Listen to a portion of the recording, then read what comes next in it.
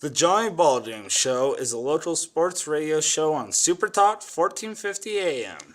It started when Johnny was in college at the University of Idaho. It was moved to Eastern Oregon by Shane Boland, who contacted Johnny through Facebook. Every day, sometimes I'm still thinking, wow, I'm doing exactly what I want to do. Like, I'm not making much money, but I'm doing exactly what I want to do. The Johnny Baldwin Show has become a local sensation. Many individuals tune into the show during its 3-hour run.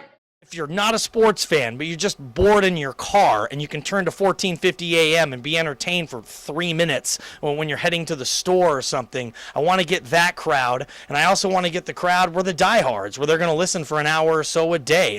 And I'm going to be their main outlet for sports news and, I guess, comedy and just entertainment. On Saturdays, Johnny does another show on 105.9 FM with friend Shane Boland. This show has also become a local hit, interviewing coaches and athletes from around the area. It airs from 3 to 6 p.m. Monday through Friday. Reporting for TTV, this is Nick Creason.